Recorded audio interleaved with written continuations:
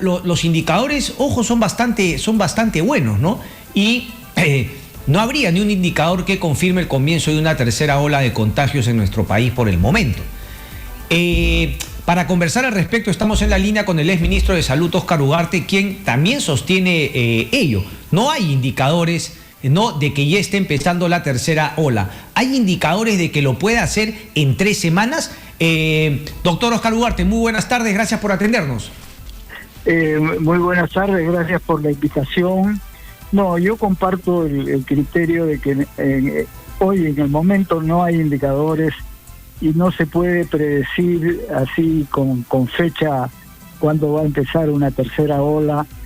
Mire, ya las nuevas autoridades dijeron que en agosto iba a empezar, y ni remotamente. Y se basaban en que en el hospital, en la maternidad de Lima, habían presentado un brote de casos. Pero eso no es pues un indicador serio, ¿no? Porque efectivamente se trataron los casos y no pasó nada. Luego dijeron a mediados de septiembre, ya se pasó mediados de septiembre y tampoco hay, y por lo tanto creo que es un error estar adelantando fechas.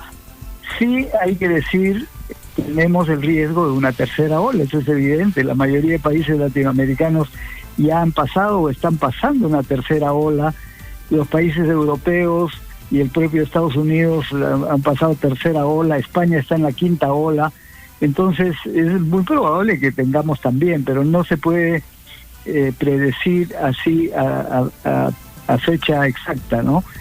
Y creo que lo principal que hay que hacer es advertir a la población que este riesgo existe, pero hay que ser objetivos, ¿no? El propio gobierno da señales contradictorias, porque se dice, va a empezar ya la tercera ola, es la tercera vez que anuncian, y sin embargo, las medidas prácticas que está dando el gobierno son al revés.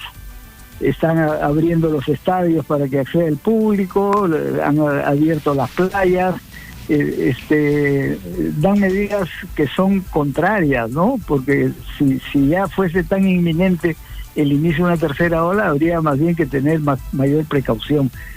Y creo yo que está bien advertir del riesgo de una tercera ola, no se necesita poner fecha, es como el viejo cuento ese del lobo, ¿no? Decía, ya viene el lobo, y el lobo nunca llegaba.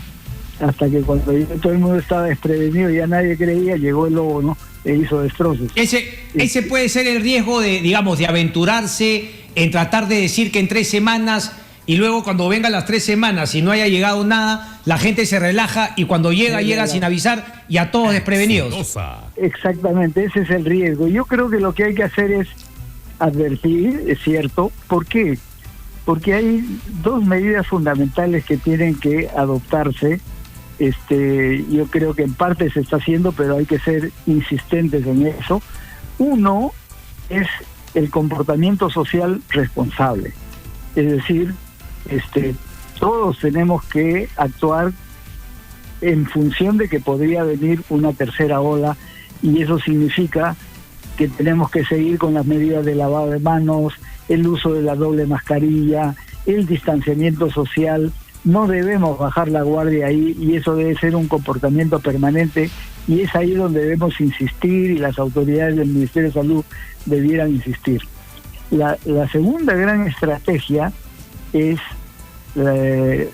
prevenir, ¿no es cierto? Tenemos que tener la cantidad de oxígeno suficiente, las camas UCI, ahora que la cosa ha bajado y efectivamente los indicadores de nuevos casos o de fallecidos están en el mínimo, ¿no?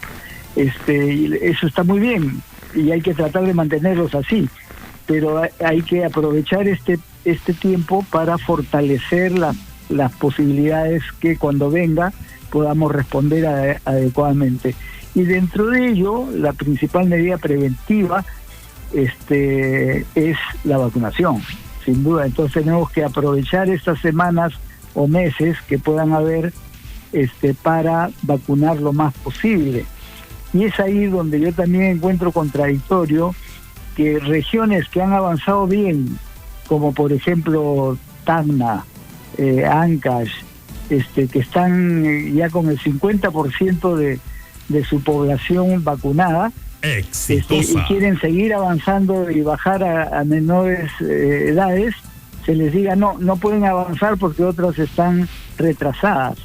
Ese es un error, hay que vacunar, y las regiones que puedan seguir vacunando, hay que darles todas las facilidades para que vacunen, y en aquellas que vienen con algún retraso hay que apoyarlas a avanzar, pero no se puede frenar a unas que otras vienen con retraso. Entonces creo que hay que tener mayor coherencia en las políticas, en las indicaciones, sabiendo que hay el riesgo de una tercera ola, pero que para eso hay mecanismos que nos permiten frenar hasta cierto punto esa llegada, postergarla lo más posible y estar bien preparados para que cuando llegue sea de menor nivel y de menor impacto de lo que han sido la primera y segunda ola, que han sido muy devastadoras, ¿no?